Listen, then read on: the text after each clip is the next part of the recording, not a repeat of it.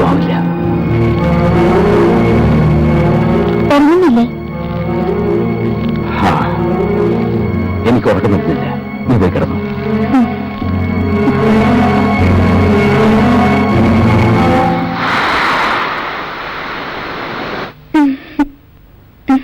കൊച്ചമ്മ എണീറ്റോ? പിന്നെ എണീക്കാതെ ഇവിടെ വന്ന് നിൽക്കുവോ?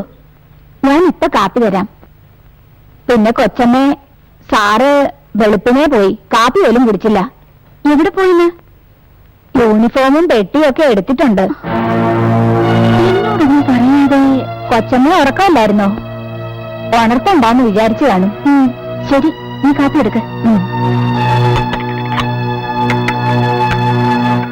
ആരെങ്കിലും എന്തെങ്കിലും പറഞ്ഞോട്ടെ, താനത് കാര്യമാക്കണ്ട. അതൊന്നും അമ്മയാണ്. കോളനി പലരും പറയാൻ തുടങ്ങിയിട്ടുണ്ട്. താനോട് വിശ്വസിക്കാണോ? സീതാന്റി വെറും പാവമാ. കുട്ടികളില്ലാത്തതുകൊണ്ട് ഒരു മകനെ പോലെ അവരെന്നെ കാണുന്നത്. എനിക്ക് രാമുവിന് വിശ്വാസമാ. അത് പോട്ടെ, ദീപാവലിക്ക് പ്രോഗ്രാംസ് എന്തൊക്കെയാ? ദീപാവലിക്ക് എനിക്കെന്ത് പ്രോഗ്രാം? അയ്യോ, അത് പറഞ്ഞാൽ പറ്റില്ല. എന്തെങ്കിലുമൊക്കെ ഒരു ജോലി ഇല്ലെങ്കിൽ പിന്നെ എന്താ ദീപാവലി?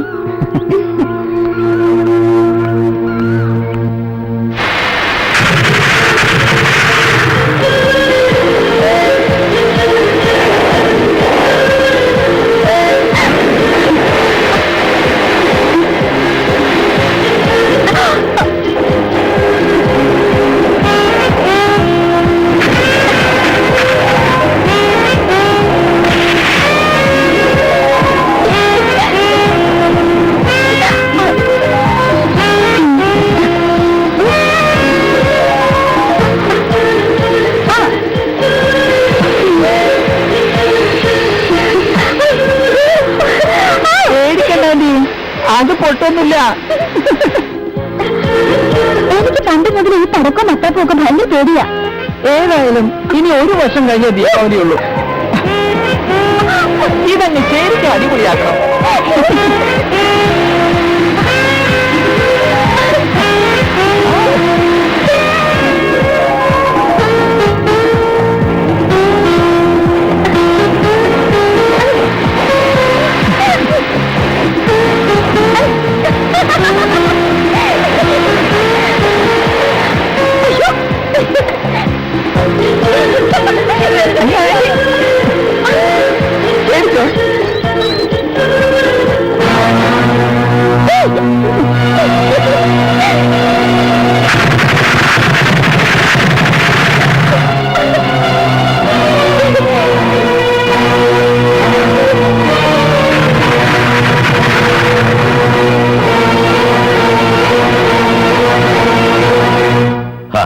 ഇത്ര നിസാര കാര്യത്തിനാണോ താൻ ഇന്നലെ രാത്രി എന്നെ ഫോൺ ചെയ്ത് എന്നോട് അർജന്റായിട്ട് വരാൻ പറഞ്ഞത്?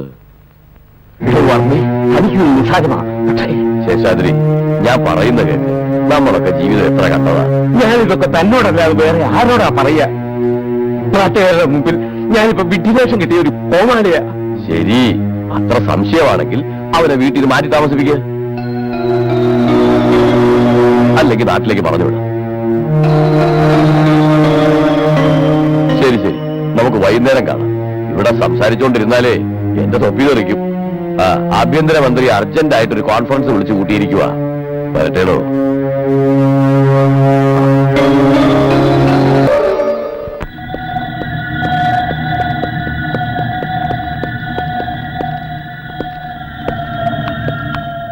രാമനാഥൻ,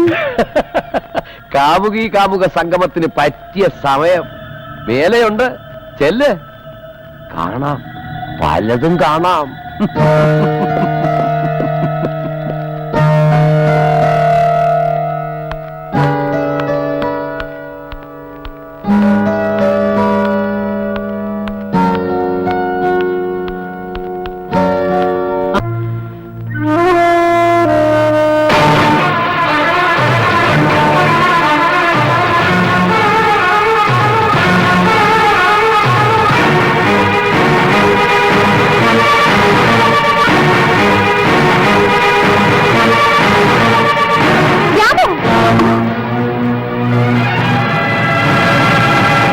പറഞ്ഞു കേട്ടപ്പോ ഞാൻ ഇത്ര വിചാരിച്ചില്ല.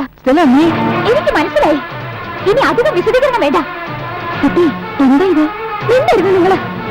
എനിക്ക് ഇഷ്ടമാ രാമുനെ. അവനെ ആരും വലവീശാൻ ഞാൻ സമ്മതിക്കില്ല.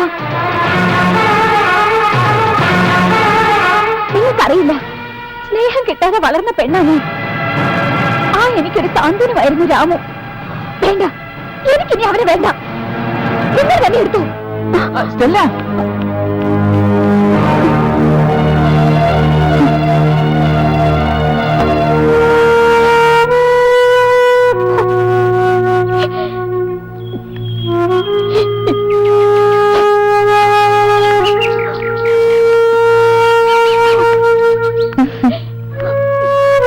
എനിക്കറിയാം നിനക്ക് അവനോടുള്ള സ്നേഹത്തിന്റെ ആഴം.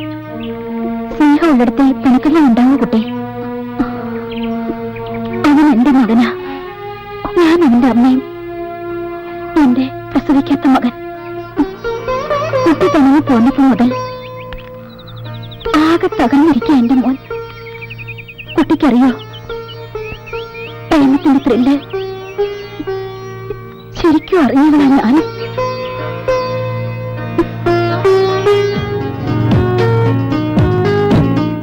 സീത എന്താ വിചാരിച്ചേ?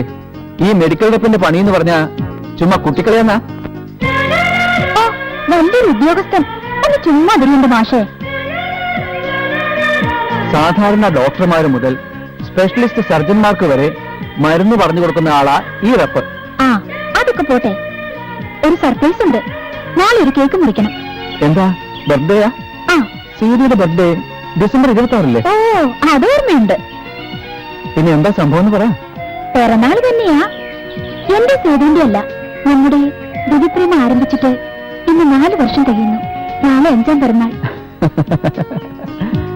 എന്നാ പിന്നെ നമുക്ക് അതൊന്ന് ആഘോഷിക്കണ്ടേ?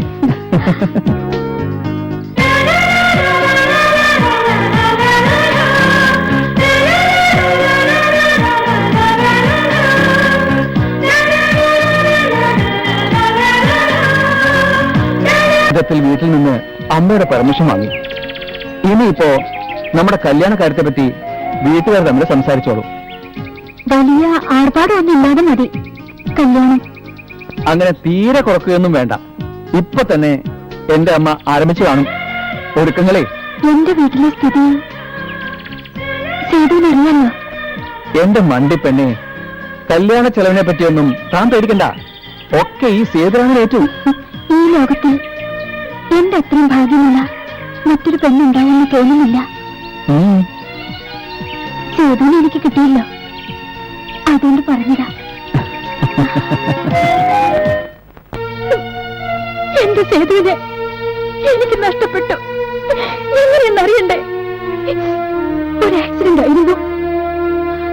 തിരിച്ചു വരാത്ത ലോകത്തേക്ക് എന്നെ തനിച്ചാക്കി എന്റെ സേതു പോയി.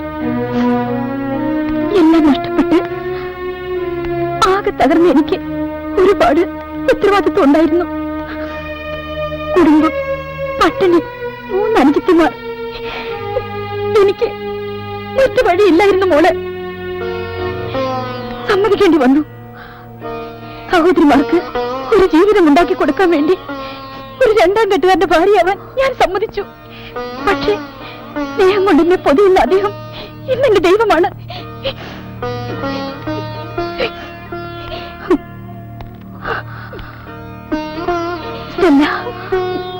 നീ എന്റെ മോള, എന്റെ രാമുന്റെ പെണ്ണ്. അന്റി മാപ്പ്.